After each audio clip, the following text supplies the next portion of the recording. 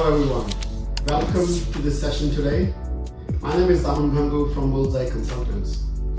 If you are looking to understand the Australian migration system, then you don't need to look any further, because today I'm going to explain all you need to know about Australian migration system and how you can get permanent residency in Australia.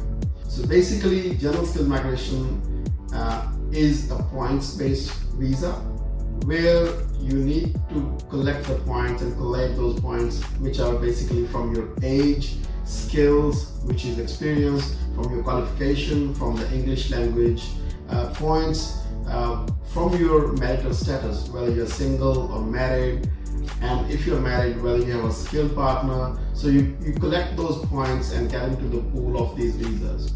So there are three different categories: subclass 189, subclass 190, and subclass 491. Before I begin with all these different categories, let me explain you a few things. So all these visas, there's a mandatory condition or a mandatory skill assessment requirement for you to have a skills assessment. What is a skill assessment? Skill assessment is basically a combination of your qualification and or experience, your English language, and it all depends on what your occupation is. Some occupations might not need you to have experience in order for you to gain skill assessment. For example, Engineers Australia. So if you have an engineering degree, you don't need to have an experience to get the skill assessment. You can get the skill assessment from Engineers Australia if your qualification is accredited, and if not accredited, then you can write down 3 CDR reports and get the skill assessment. Nursing and all the other medical professions, you don't need to have the experience to gain the skill assessment, but you may need to get the registration first and then the skill assessment. That will be sufficient for you to be eligible for these visas. There are some other occupations like IT and accounting. In general, you need experience, but if you have studied in Australia, you might not need the experience, because if you have done professional year in Australia, then you might be able to get the skill assessment. So that is all about the skill assessment, which is a mandatory requirement for you to have in order for you to be eligible for these visas, that is subclass 189, 190 and 491. So let me explain you 189. So 189 is basically an independent permanent residency visa, which is the most popular one, I would say.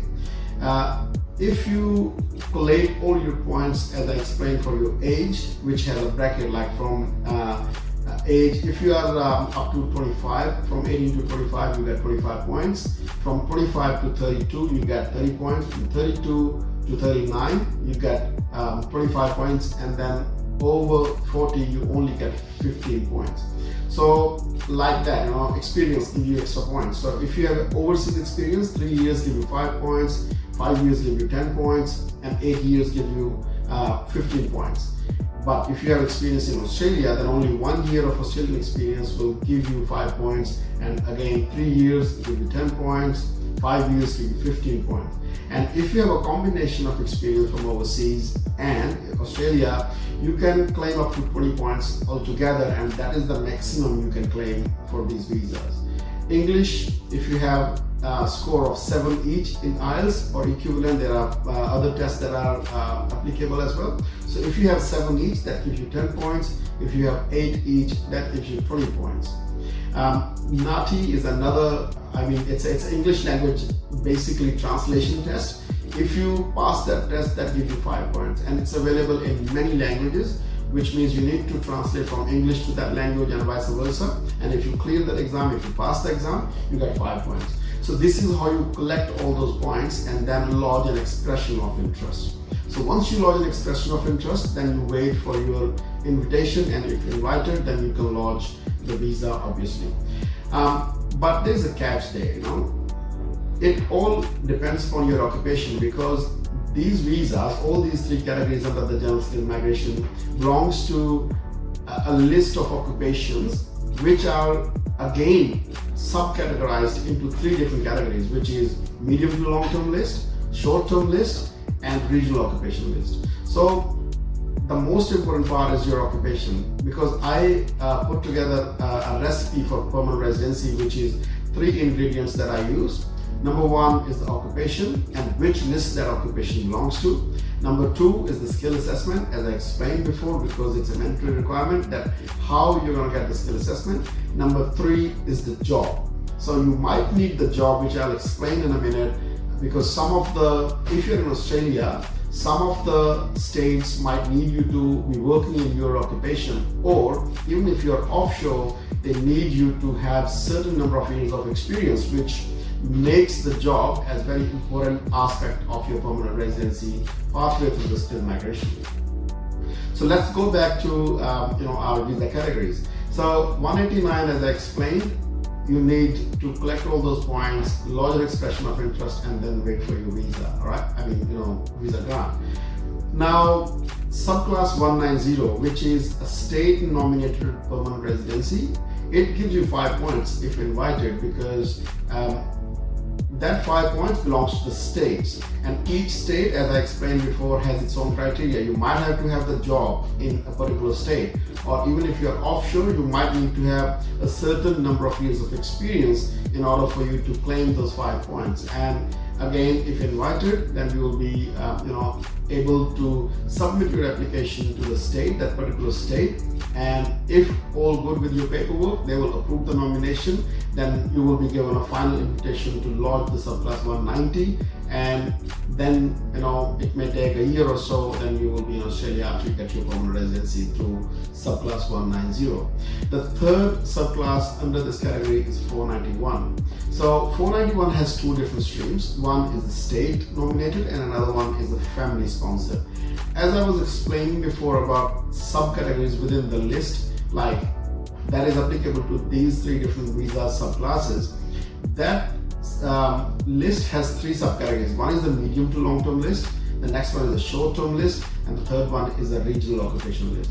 So if your occupation is on the medium to long term list, that means you're eligible for all these 3 subclasses and all the 4 categories, which is independent PR through 189, state nominated PR through 190, and 491 through state, and 491 through the family sponsored stream. So if your occupation is on the medium to long term list, all of these categories are available to you.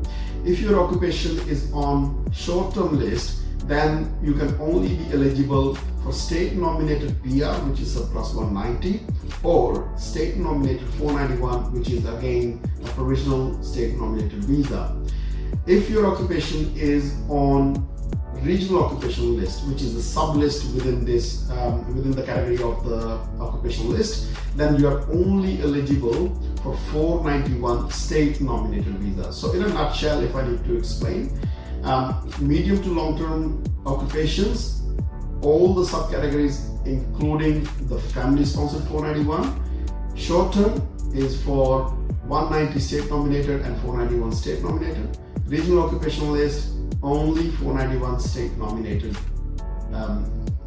category basically. So now let's explain a little bit about 491, because 491 is quite popular these days because it's very competitive in the skilled migration and a lot of people are getting their invitations through 491. So as I explained, 189 is an independent permanent residency, 190 is a state nominated permanent residency, 491 is a provisional visa which comes under the temporary visas. So if you are granted this visa, it will be granted for 5 years. You need to remember one thing, that 491 is a regional area visa. So even if you are in Australia and applying through 491 state nominated stream, then you need to most likely to be eligible to get the nomination, be living and working in the regional part of Australia in that particular state. But once this visa is granted, it's granted for 5 years and you must stay, work and study if you need to study in the regional area to be eligible to get a permanent residency visa after 3 years. As I said before or explained, that 491 is a provisional visa which is categorized as a temporary visa, granted for 5 years. You will be eligible to get permanent residency through subclass 191 after 3 years of becoming eligible, which means you need to work, study and live in the regional part of Australia, making you eligible for 191, which is a permanent residency after this pathway. So if you're invited through the family sponsored stream, all the conditions remain same. The only difference is that you don't need to look for the state because it's a family sponsored visa.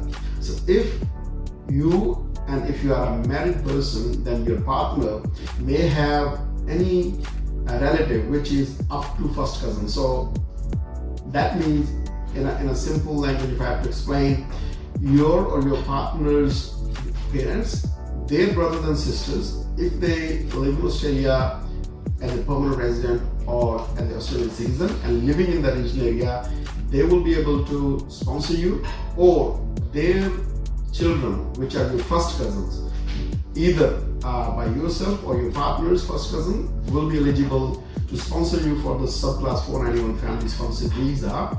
And once you are invited, but you remember, you need to have your occupation on the medium to long term list. So if you're invited, then this visa will be granted to you for 5 years, and after 3 years you will be eligible to apply for 191, which is a permanent residency visa. So this is all you need to know about the general skilled migration in a nutshell.